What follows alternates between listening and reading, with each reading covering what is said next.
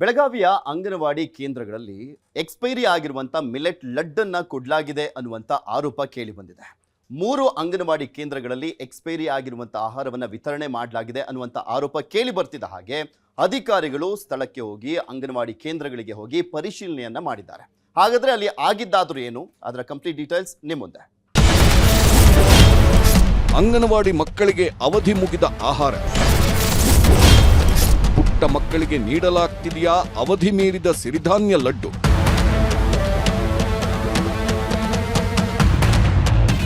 S, ಇಲ್ಲೊಮ್ಮೆ ನೋಡಿ, ಈ ಪುಡಿಯ ಪ್ಯಾಕೆಟ್ ಅನ್ನ ಒಮ್ಮೆ ನೋಡಿ. ಇದು ಅಂಗನವಾಡಿಯಲ್ಲಿ ಮಕ್ಕಳಿಗೆ ನೀಡೋ ಸಿರಿಧಾನ್ಯಗಳ ಪುಡಿ. ಈ ಪುಡಿಯಲ್ಲಿ ಪೋಷಕಾಂಶಗಳು ಜಾಸ್ತಿ ಇದ್ದು ಇದನ್ನೇ ಲಡ್ಡು ರೀತಿ ಮಾಡಿ ಮಕ್ಕಳಿಗೆ ಹಂಚಲಾಗುತ್ತದೆ.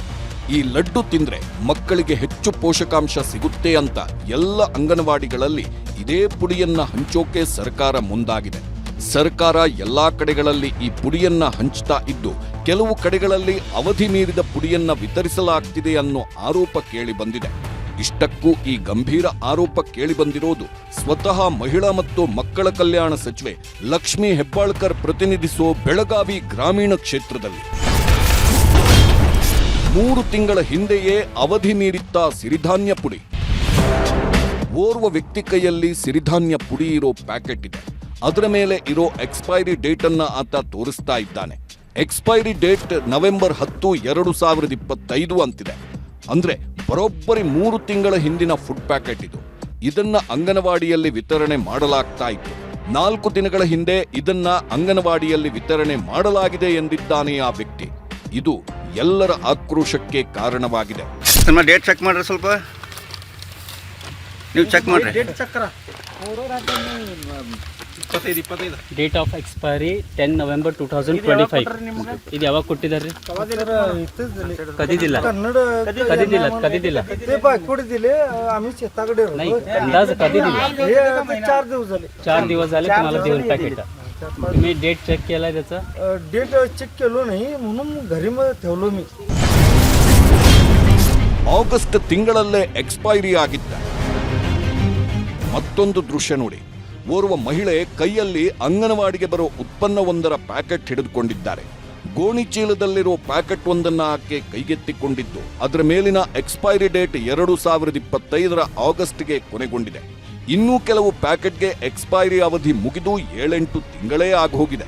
ಇದೇ ರೀತಿ 3 ಅಂಗನವಾಡಿ ಕೇಂದ್ರದಲ್ಲಿ ಎಕ್ಸ್ಪೈರಿ ಡೇಟ್ ಮುಗಿದ ಆಹಾರವನ್ನ ಕಳಿಸಲಾಗ್ತಾ ಇದೆಯಂತೆ. ಇದು ಸಾಕಷ್ಟು ಚರ್ಚೆಗೆ ಗ್ರಾಸವಾಗಿದ್ದು ಸಾರ್ವಜನಿಕರು ಆಕ್ರೋಶ ಹೊರಹಾಕಿದ್ದಾರೆ. ಅಂಗನವಾಡಿಗೆ ಭೇಟಿ ಕೊಟ್ಟ ಅಧಿಕಾರಿಗಳು ಹೇಳಿದ್ದೇನು? ಮಕ್ಕಳ ಪೌಷ್ಟಿಕತೆ ಹೆಚ್ಚಿಸಬೇಕು ಎಂಬ ಒಳ್ಳೆಯ ಉದ್ದೇಶದಿಂದ ಮಿಲೆಟ್ ಲಡ್ಡು ವಿತರಣೆಯನ್ನ ಮಾಡಲಾಗುತ್ತಿದೆ. ಆದರೆ ಅವಧಿ ಮೀರಿದ ಮಿಲೆಟ್ ಮಿಕ್ಸ್ ಮಾಡಿದ ಲಡ್ಡು ವಿತರಿಸಲಾಗಿದ್ದು ಸರ್ಕಾರದ ವಿರುದ್ಧ ಗಂಭೀರ ಆರೋಪ ಕೇಳಿಬಂದಿದೆ. ಇತ್ತೀಚೆಗೆ ಕನ್ನಡ ಪರ ಹೋರಾಟಗಾರ್ತಿ ಕಸ್ತೂರಿಬಾವಿ ಬಿಜಗರ್ಣಿ ಅಂಗನವಾಡಿಗೆ ಭೇಟಿ ನೀಡಿದ ಸಂದರ್ಭದಲ್ಲಿ ಈ ವಿಚಾರ ಬಯಲಾಗಿದೆ. ಇನ್ನು ಈ ಬಗ್ಗೆ ಮಾತನಾಡಿದ ಮಹಿಳಾ ಮತ್ತು ಮಕ್ಕಳ ಕಲ್ಯಾಣ ಇಲಾಖೆಯ ಉಪನಿರ್ದೇಶಕ ಚೇತನ್ ಕುಮಾರ್, ಈ ಬಗ್ಗೆ ಮಾಹಿತಿ ಬಂದ ತಕ್ಷಣ ನಾನೇ ಅಂಗನವಾಡಿ ಕೇಂದ್ರಕ್ಕೆ ಭೇಟಿ ನೀಡಿ ಪರಿಶೀಲನೆ ಮಾಡಿದ್ದೇನೆ. ಅಲ್ಲಿ ಯಾವುದೇ ಅವಧಿ ಮೀರಿದ ಆಹಾರ ಕಂಡುಬಂದಿಲ್ಲ. ಇನ್ನೂ ಉದ್ದೇಶಪೂರ್ವಕವಾಗಿ ವಿಡಿಯೋ ವೈರಲ್ ಮಾಡುತ್ತಿದೆ. ಈ ಬಗ್ಗೆ ದೂರು ಕೊಡುತ್ತೇವೆ ಎಂದು ಉಪನಿರ್ದೇಶಕರು ಹೇಳಿದ್ದಾರೆ.